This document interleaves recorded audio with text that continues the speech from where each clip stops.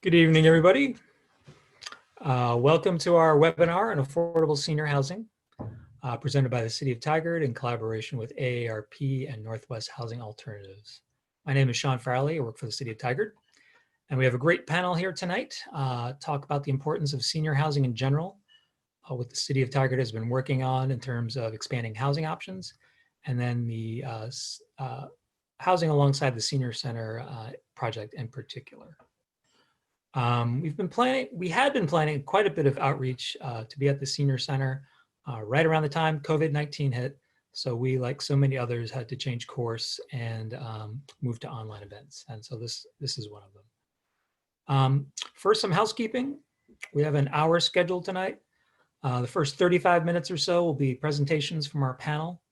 And then we'll have the balance of time to answer some questions. And to do that, on your Zoom screen, there's a Q&A button, so you can type in your questions there and we will make an effort to answer them. Any questions that we don't get to tonight or require some research, we're committing to posting all those questions and the answers to them on the city's website within a few days. So with that, we're excited to have a representative of AARP, and I'll turn it over to Bandana. Thank you, Sean. I appreciate being here and being invited to be part of this event. I'm excited to join you and this great panel. I'm going to be serving as moderator, so thank you for asking me and for all the great work that the City of Tigard is doing. I'm excited to have a chance to talk about age-friendly communities, which is what I focus on at AARP. And housing, especially affordable housing, is a major issue for people as they grow older. So let me go ahead and see if I can share my screen here and see how that goes. Here we go. Oops, okay, here we go.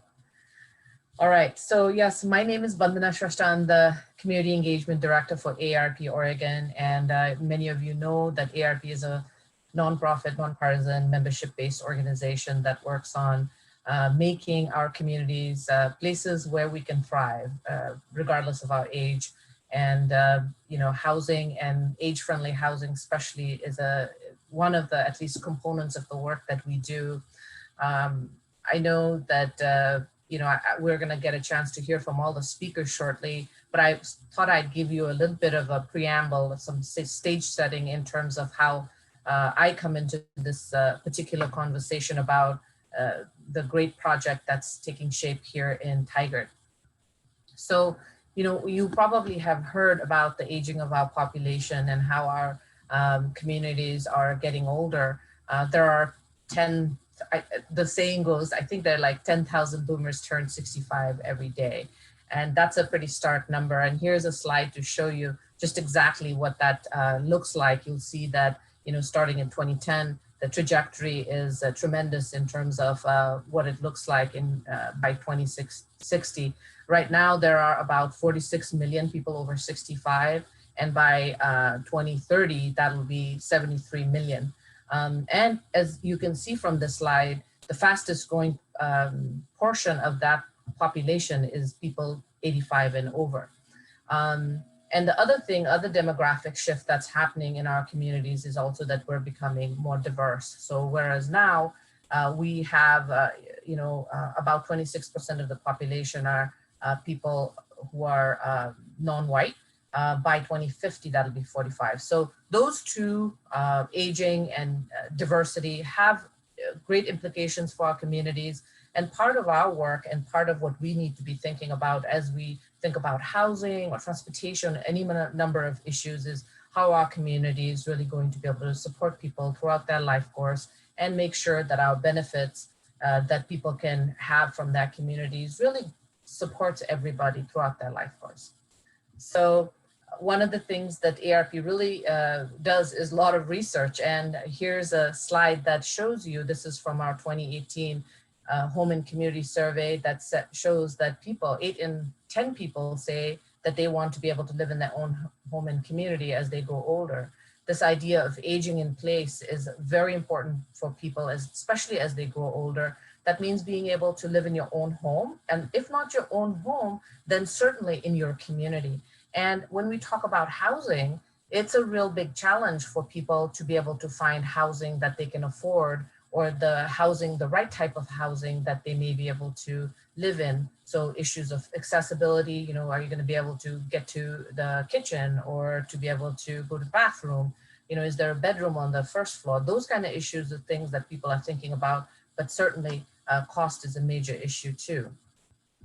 ARP works on, you know, making communities livable, because having the right type of housing, having age-friendly housing is part of the age-friendly framework. So I'm so excited that Tigard is doing any number of things around these issues, around these domains of livability. So there's housing, transportation, social participation, respect and inclusion, civic engagement and employment, and all these other domains as well. And obviously we're focusing on housing today. And here's another slide that tells you a little bit about why housing is so key in terms of ensuring well-being for all of us as we age. There's the financial component, because housing, cost burden, how much we spend on money is one of the, how much we spend on housing is one of the biggest indicator of financial security for a lot of people. People can have a lot of mortgage debt, or they may be paying a lot for rent. Then also there's the idea of physical security, having a good place, a secure place to live, or even if you have a place to live, whether or not you can really do all your activities of daily living in that house is certain, or a home is certainly something that people think about. And a home is also a place where that allows you to have a lot of social connections. You know, if you are in a community living, you're making friends, you're building relationships. And that really is a critical element to how successfully you are able to engage in community. Right now with COVID, everybody is talking about how isolation is a major issue for older adults who are most impacted by COVID. You know, being able to go to the grocery store can be an issue. If you have the social connections, if you live in a neighborhood, in a community that supports you, you're more likely to be able to thrive. And then, of course, the linkages to supports and services that people need as they grow older is certainly a key element of well-being, and also has to do with housing. And here are these few slides I want to run through really quickly. That these come from the Joint Center for Housing Studies of Harvard University. And they do this study every so often, and they have a great website. So for the folks who are interested, you can go and take a look at that. You know, ARP believes that our aging should not limit our possibilities. But the reality is that as we grow older, there are increasing risks that come along with it. And that's, you know, risk of disability, isolation, and financial stress that kind of increases. As you can see, you know, there are cognitive challenges as we grow older. There are self-care issues. We have a harder time as we grow older to be able to maintain our mobility, our independent living. And more people are also living alone. By the time, especially among women, this is a growing fact. And also the other thing about growing older is that, we do stop working at some point. Most of us hopefully will be able to stop working, though the economic situation often means that people are working longer. But generally, age becomes an equalizer when it comes to income disparities. You know, whatever race you are, your income kind of drops as you grow older. And that's true for people who are renters or who are married or otherwise. So the other thing about thinking about housing and aging is that if you own your own home, you're less likely to be housing cost burden. So what does housing cost burden mean? Housing cost burden is how much you pay for your housing. So if you pay more than 30%, that's your cost burden. If you pay more than 40 or 50%, then your, how burdened you are increases. So as you can see, if you are a renter, you're likely to be paying more for your housing. And if you own your home outright, obviously your burden is going to be less than somebody who's paying the mortgage. And as we grow older, as you see, and even if we had been able to save for retirement, that sort of shrinks. That pot of money, maybe the assets are shrinking, that your burden therefore increases. And another slide here that talks about the, like if your housing cost burden, if you're spending more on housing, inevitably you're going to have less money to spend on other things, other important things like food, like transportation, healthcare, or to put away for a rainy day fund. And that is a really important thing to consider as we think about housing and what that means for us, not only like the feeling of home and connections, but also just being able to meet basic needs. And related to housing is the other aspect of where your home is situated. If you live in a place that's near transit, or there are lots of options to be able to get around, whether it's by walking or biking, or then you are more likely to be able to connect it with your community. Because one of the things that research shows is that as we grow older, we are likely to outlive our driving years by 7 for men and about 11 for women, outlive our driving years. So that means there'll be a significant portion of, or not significant, maybe depending on how long you live, but there will be a time when you will not be able to drive and you'll have to rely on other ways of getting around. So finally, going back to the idea of what makes for a great place and great housing, well, we're looking for affordability because that's a reality for people, that we're going to have less money to spend generally. And if we spend more on housing, we have less for other things. Accessibility, not only in terms of transit and transportation, but really within the home itself. Do you have lever handles? Are the doorways wide enough? Is there no step entry? And then appropriate housing.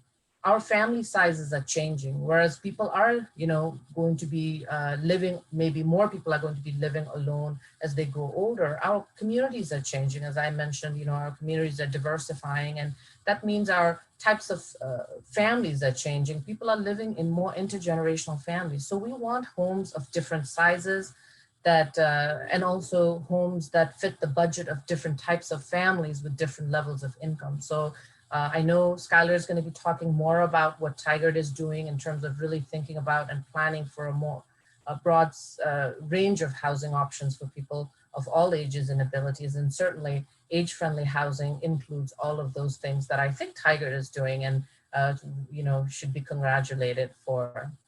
So with that, I think so I said, I put a little graphic there saying options. It's all about the options. So thank you so much for letting me do this as stage setting. And I'm gonna, I know we're gonna have plenty of time to have questions and answers at the end. And please submit them through the Q&A. And with that, I'm gonna turn it over to Skylar Warren with the City of Tigard. Skylar.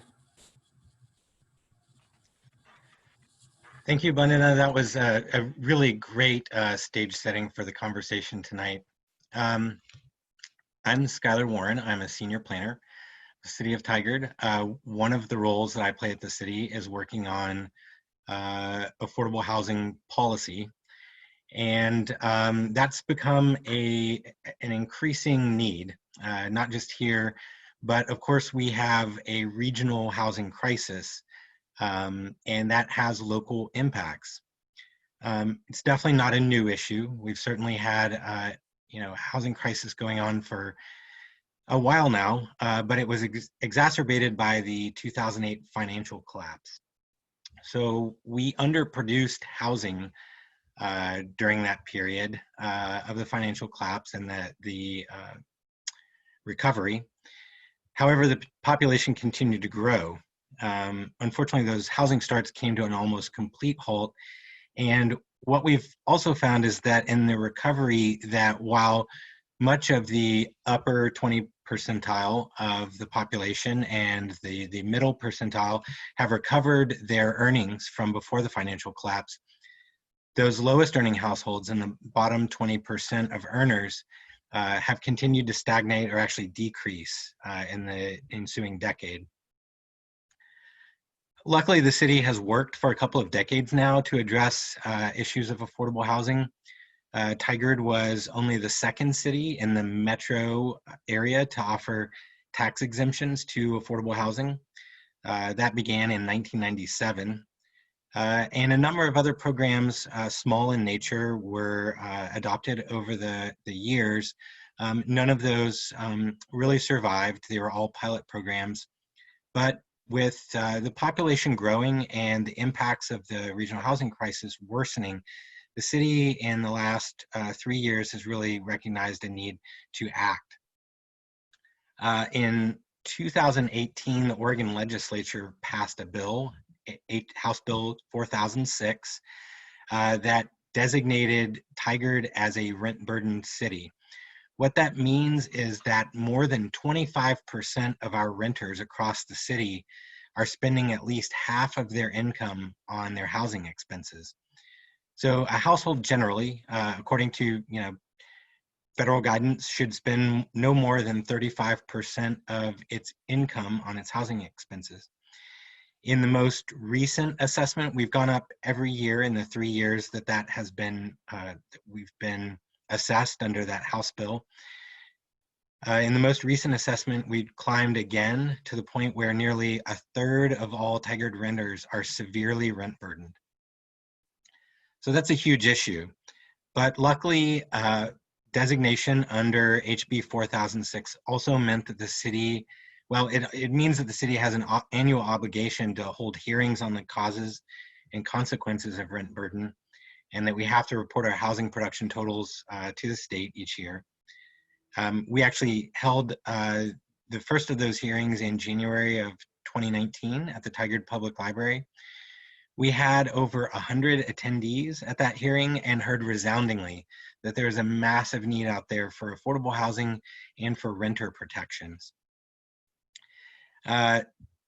Fortunately, that designation under HB 4006 also came with some funding, which allowed the city to create its first affordable housing plan. And that plan was adopted by the council in 2019. And that was held as part of its the city's second hearing on affordable housing and the causes and consequences of rent burden. That plan provides a policy roadmap to the city in tackling its housing inequity. And the plan has 3 basic elements: funding, incentives, and programs.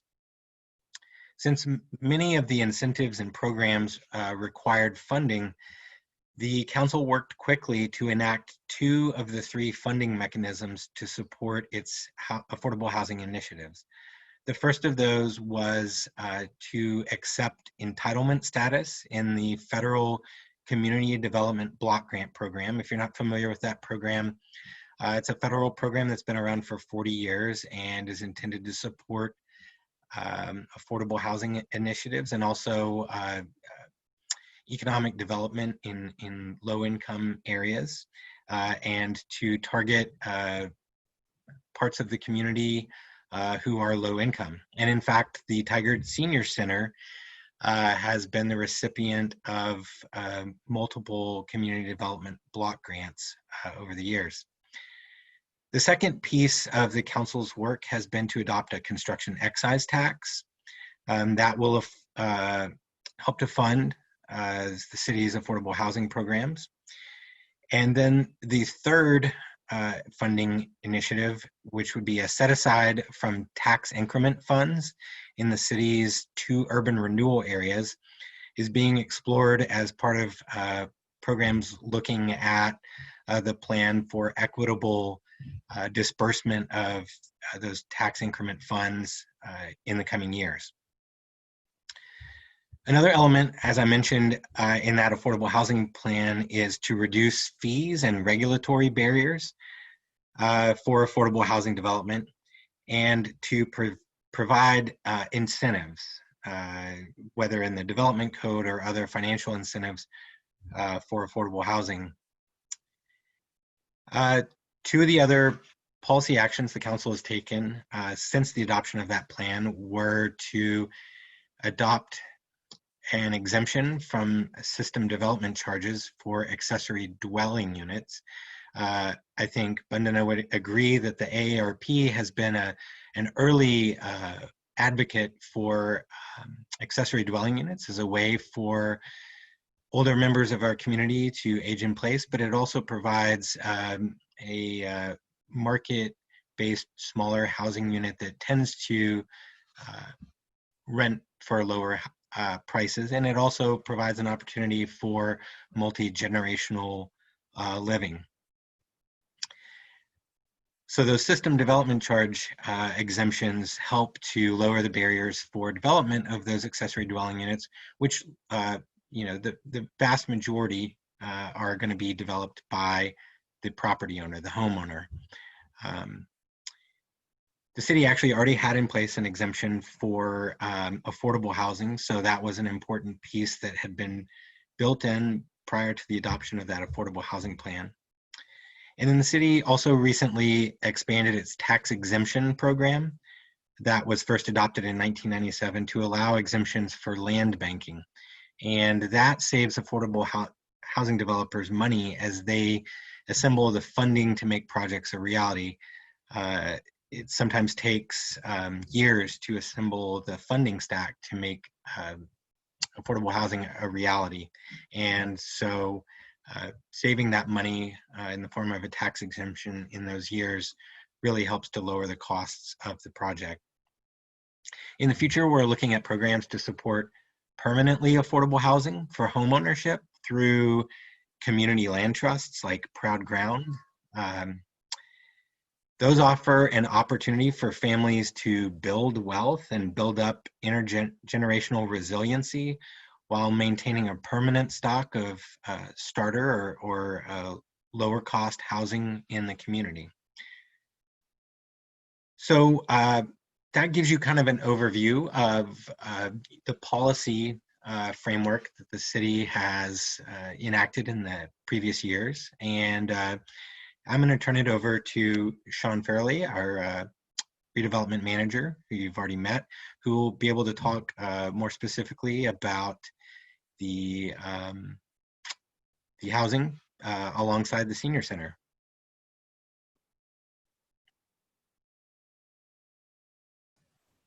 Thanks, Skylar. Julia, if you could bring my PowerPoint up. So I'm going to talk a little bit about the details together with Julia, talk more specifics about the project, talk about the city perspective, and Julia will talk about NHA's perspective. Next slide. So the location of the senior center is in the city center TIF district, or urban renewal district. That's been in place since 2006. Investments we've made in downtown, like street infrastructure, public spaces, and things like small business facade improvements, have created a lot of positive change in the area. A Southwest Corridor light rail station is planned about a half-mile from the site up on Hall Boulevard. And if we zoom in on the site, next slide. We can see the context. Very close to the Tigard Public Library. This design is preliminary, so it's not written in stone, but I'll talk about it in general. The housing will be in the northeastern corner of the site. The number of parking spaces are going to be greatly expanded from the 48 existing spaces to accommodate residents. There will be some great views of the park and great access to Fannin Creek Trail, and public connections to Fannin Creek Trail will definitely remain. Next slide. So we get the question sometimes, you know, why build affordable senior housing at this site? We think the site has numerous benefits. It's very close to the Tigard Public Library, to the walkable downtown core, and it's directly adjacent to Fannin Creek Park and Trail. These are important psychological and physical health benefits for seniors in that context. Being alongside the senior center offers the opportunity to collaborate with the senior center and with Meals on Wheels. Senior center manager has been a big proponent of the project. A very important reason this site is that it's city owned. The city would contribute the property at no cost, and that would allow the new apartments to be built for less, and that would make rents lower. And that's going to help address the affordable housing crisis that this region and nation is in.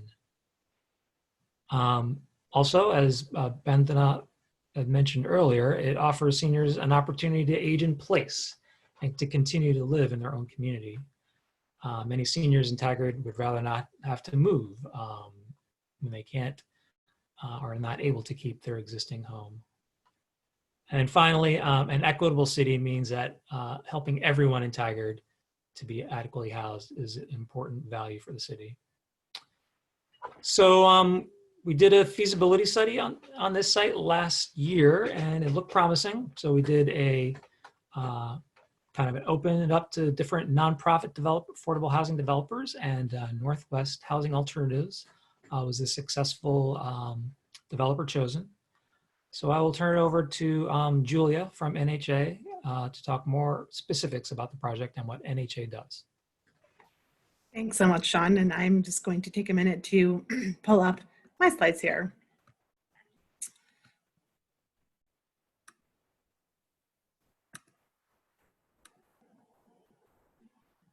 All right, here we go. So just to introduce myself to everyone, my name is Julia Doty. I am the Director of Programs for Northwest Housing Alternatives.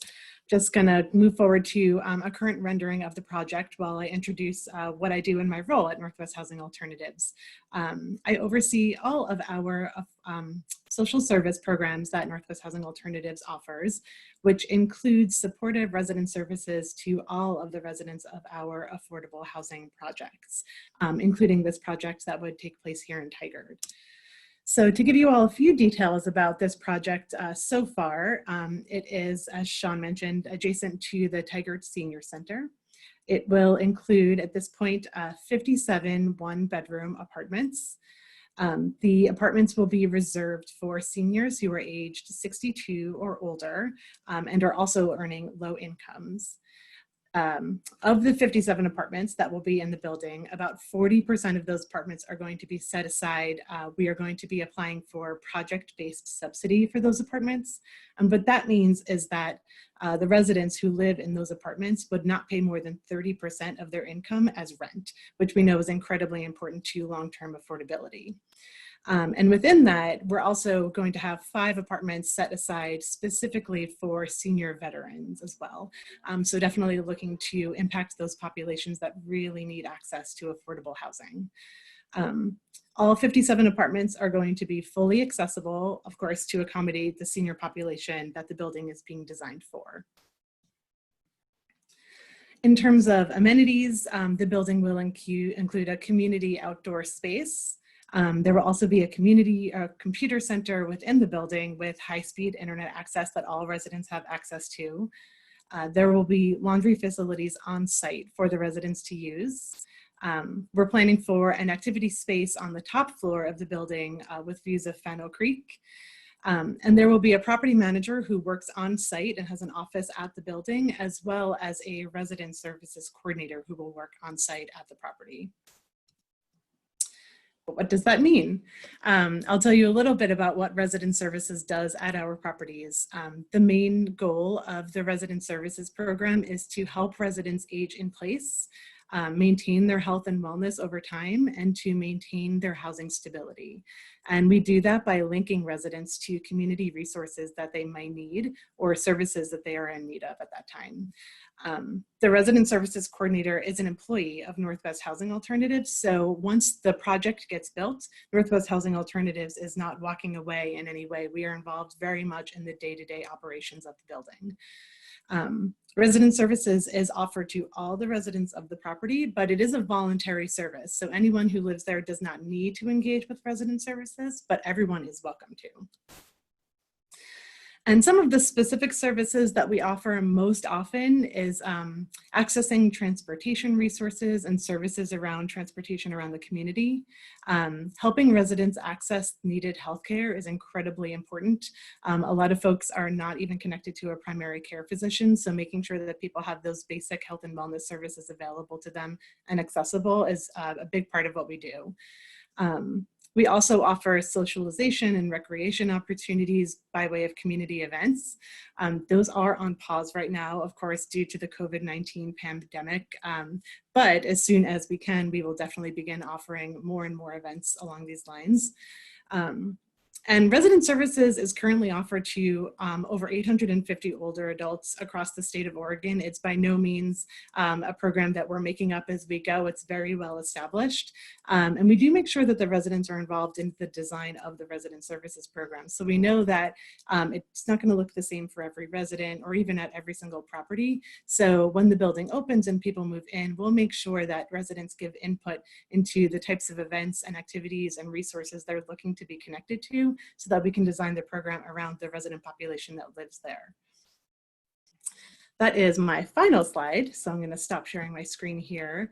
And I think what we're going to do now is move on to the questions and answers. So I'm going to throw it back to Bandana to see if she sees any questions in the Q&A box that maybe we can answer for folks. Awesome. Well, thank you so much, Julia. That was really great. And I think it's a really important piece of the conversation that it's not just a building, you're going to continue to be there. I think that should be heartening for everybody in the community and certainly for the city. It's a great assurance. So I do see there are a couple of questions here and both of them seem to be sort of related. Before I go to that, I'm going to encourage everybody, folks, you see the Q&A box on your screen. If you have questions, I would encourage you to go ahead and take a minute right now to submit your questions. But I will start out with the questions that I do see there. Oops, somebody ended a slide. Was that me or? Okay, hold on.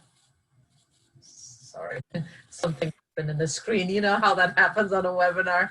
Okay, and I was looking for the Q&A. So here's the question, and I think the questions are related. It says, how are you going to ensure a diverse community knows how to apply and where to find out and how to keep affordable housing affordable?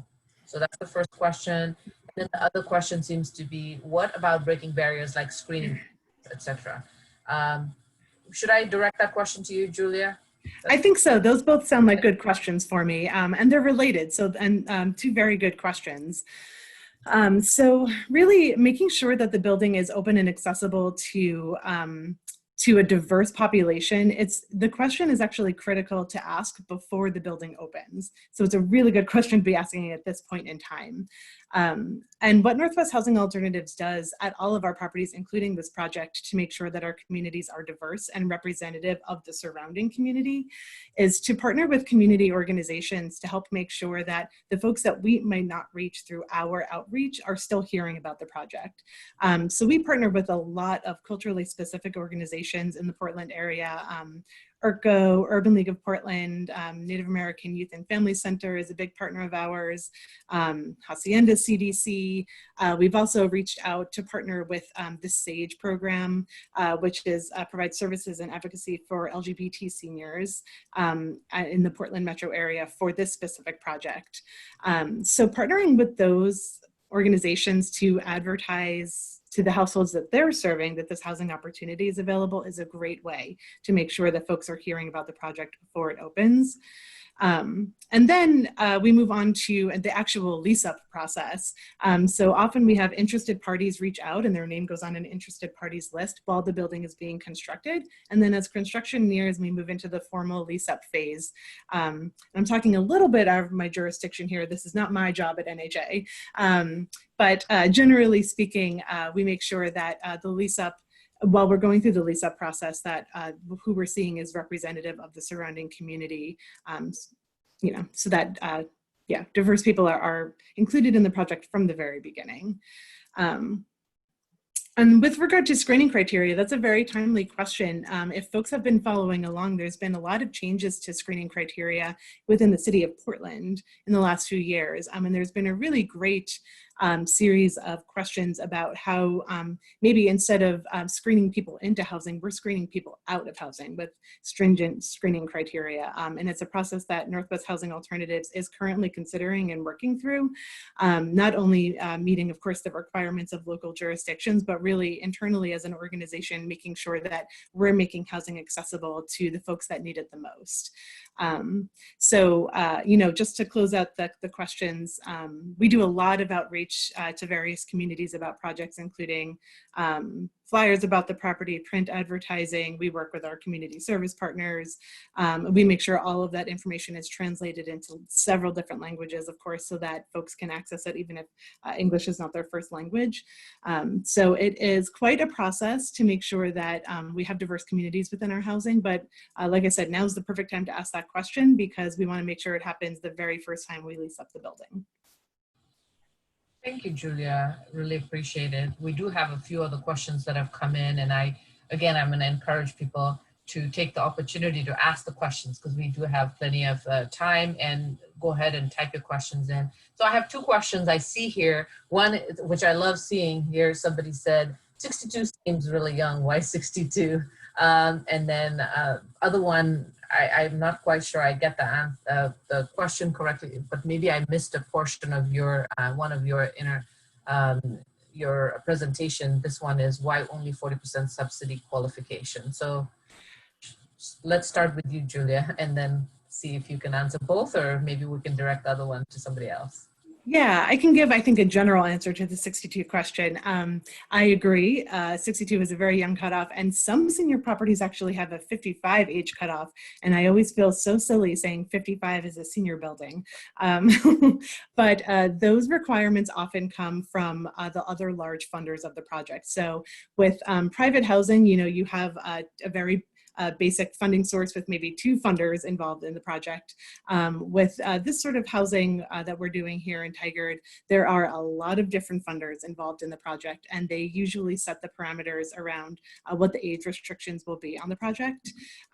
There is a more technical answer to that question that I don't know the answer to, that we can absolutely get an answer to if you email Josh Carrillo at Northwest Housing Alternatives. He's the person behind the scenes who would know the more technical answer to that question.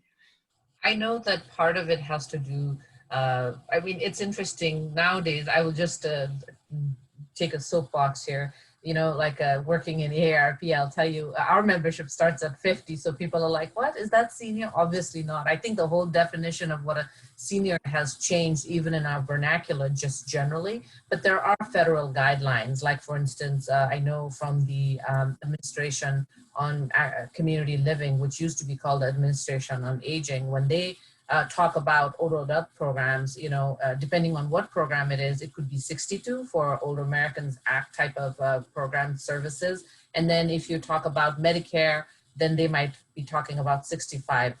So I think you're right. I also know just a little bit enough to be dangerous, but those are, I'm sure, are very technical questions. So I'm glad that if that specific question will also be, the answer will be put up on your website. So by the way, folks, if you didn't catch that great website, if you haven't explored it, I encourage you to go ahead and check it out because it tells a lot about the project there already, and also the answers will be featured there. So let me see if I can see. You know what, Bandana, I'm sorry, I just realized you asked me another question about why Yes. only 40% of the units. Yes. Yeah, and that one has a much easier answer, which is I think, you know, we would love to have every single unit there have project-based subsidy. There is only a certain amount of funding available for that subsidy. So there's just not enough subsidy out there available for us to apply to have any more than that many apartments in the building receive it. Okay, that answers it. So I'm glad you have. So here is a question that it says, what's your development timeline if it was already addressed? So I also, can one of you address that, or is it Julia? Are we gonna make Julia answer all the questions? Or what about the development timeline? Or is that you, Julia, still? Yeah, I mean, Sean and Skylar might be able to give, again, a more technical answer to this. I will just start by saying that we are still testing feasibility of the project. So it is very early on in the process. We are still waiting to hear about, a funding award for the project. And, once there's a lot of things that happen between then and even the start of construction. Typically construction timelines I'm hearing are about in the 14-month range. So we would be looking at a pretty long process from this point on. And Sean and Skylar, I don't know if you had any more additional things to add there. I think if all goes according to plan, we would start construction in fall 2021. And then we would begin the lease-up process in October 2022. And that's if, a lot of things happen perfectly, which, nothing ever does. So just to give you a general idea, we would be looking at having the building fully leased up and fully open around the first few months of 2023. That's great. No additions? I'm going to go on with the questions. I see more. So feel free to unmute yourself, gentlemen. But otherwise, we can keep you on the hot seat. So another question here is, how was the surrounding immediate area responded to proposed location of housing?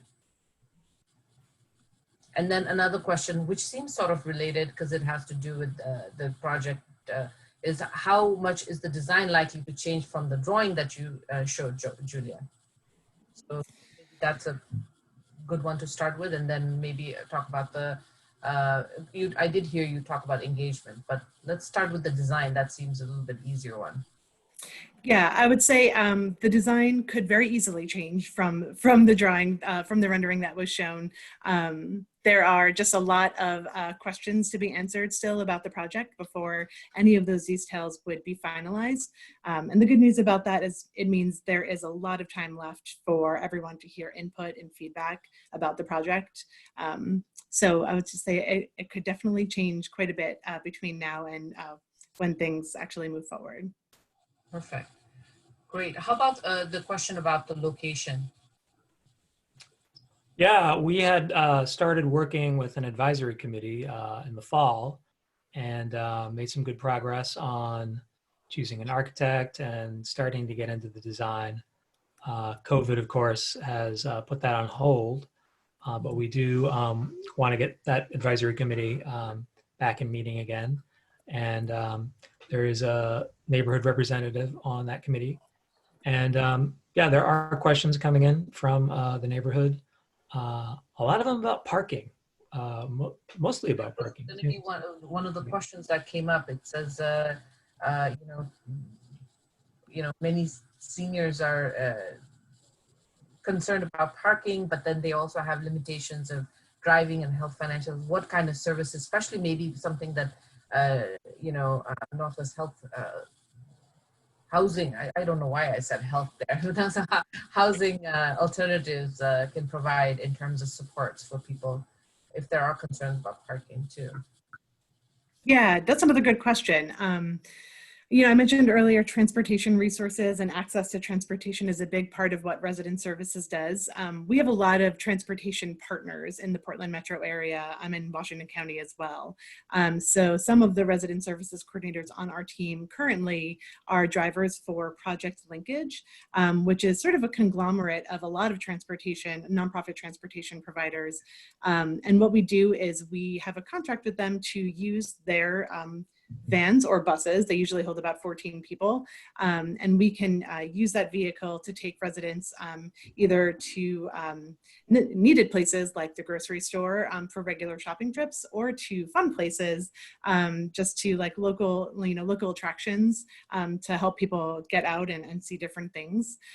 We also help people apply for the TriMet Lift program very often.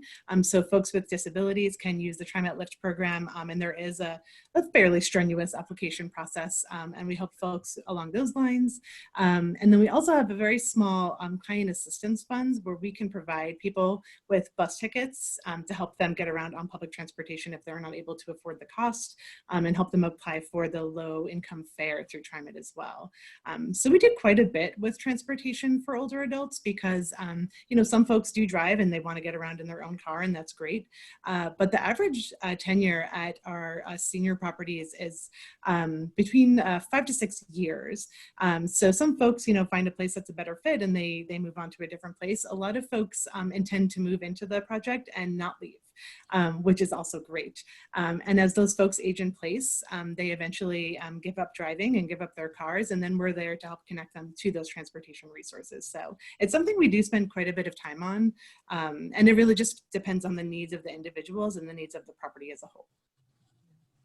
Like I was saying, I think I always think about how people outlive their driving years. A lot of times we don't think about it. So a lot of older adults do end up not wanting to even drive anyways. So, you know, that is a good point that you have all these surrounding services that help people succeed and continue to have quality of life and connect in community, it sounds like. I have a couple of more questions that have come in. So I'm gonna ask this one. It says, this is specific to Skylar. How is the COVID situation playing out for Tigard renters? And are we likely to have an even worse emergency here because people are losing their housing because of evictions and job losses? That's an excellent question. And unfortunately, we're so early in the, you know, impacts of COVID-19 that much of the information that we have is anecdotal or circumstantial. But I think when you look at the data that we do have in terms of the unemployment rate, and also in terms of the sectors of the economy that are being most affected by unemployment, and those are some of the service sectors, our travel and leisure sectors, house cleaning services. I mean, it runs the gamut, but those are already typically lower wage earners, and so as you can imagine, the loss of income is a major blow for some of those households. What we do know, and when I say that there is what we have is anecdotal, the city has enacted a fund called the Resident Aid Fund of Tigard, and that was an action by the city council back in April to disperse quick aid to our most vulnerable community members. And that program provided grant funds to 6 area nonprofits to help families in need. And some of the organizations that were funded were St. Vincent de Paul with their rent and utility assistance. We know from an interim report from them that they've already dispersed all of those funds. The need was so great.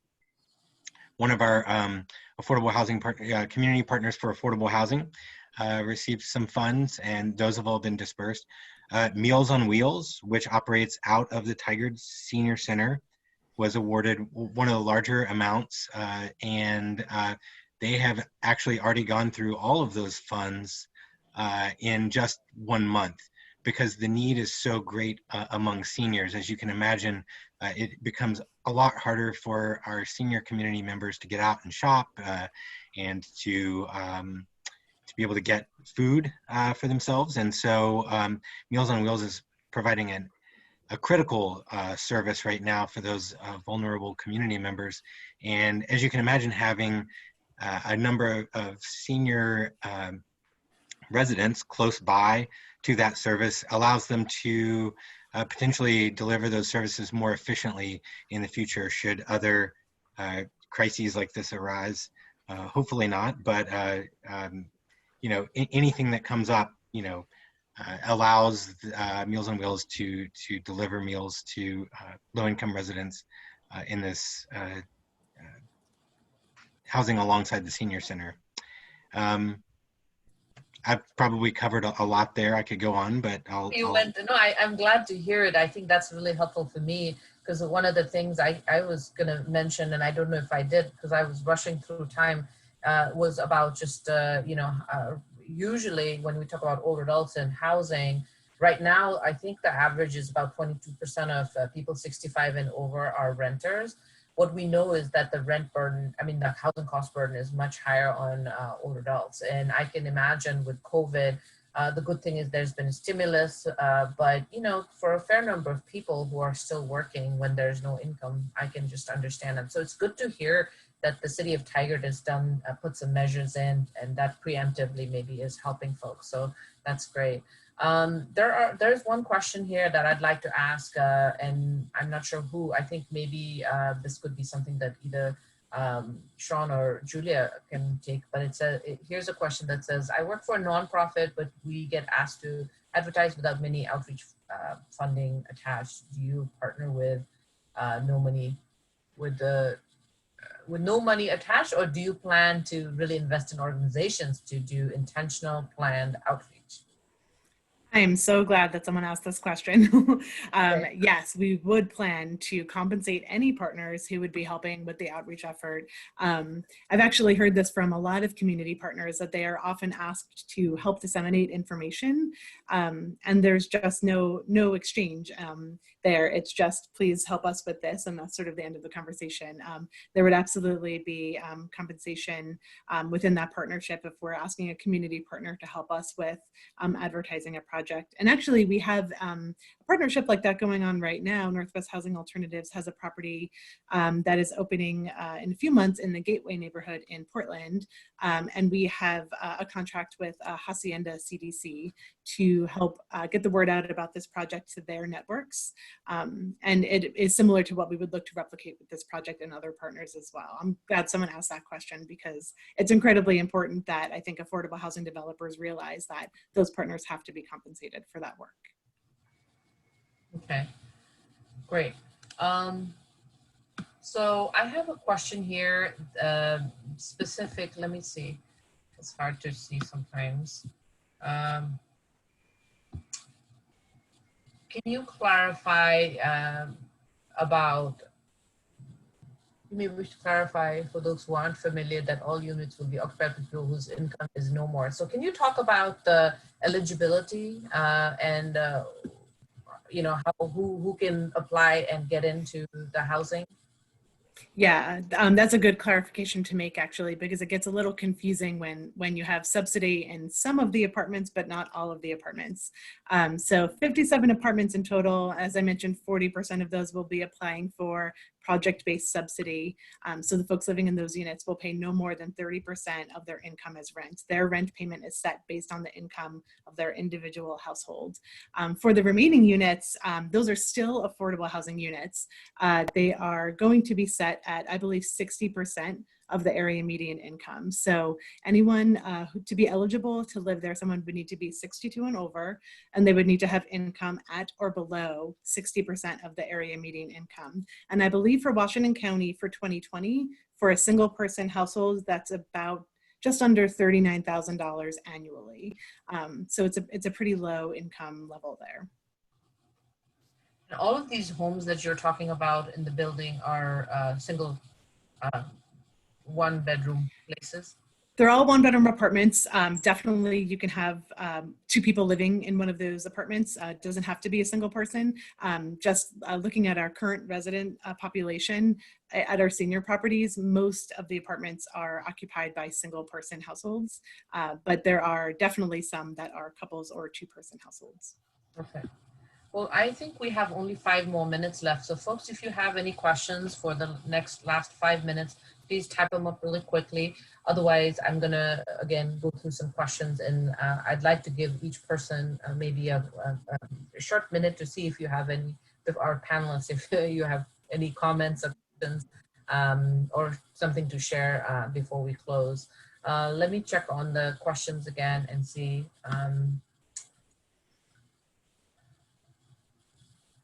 So I see there's a question about who can apply for the apartment. I think you've touched on that already, but can you address that? probably you, Julia. Yeah, sorry to dominate the answers. Yeah, so basically anyone can apply. So there is no restriction on who can put in an application for the apartments. There are very strict fair housing rules that of course are always followed.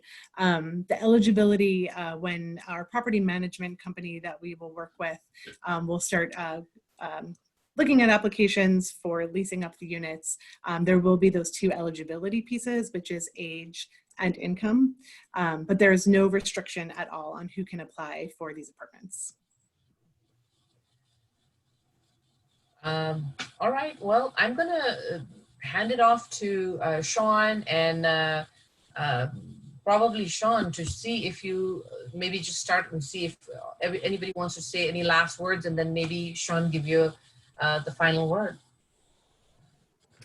Julia, Well, I want to thank all the panelists tonight.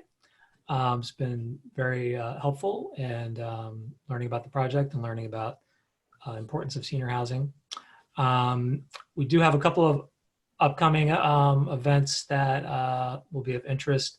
There's a Tigard City Council update on the housing alongside the Tigard Senior Center project on July 17th.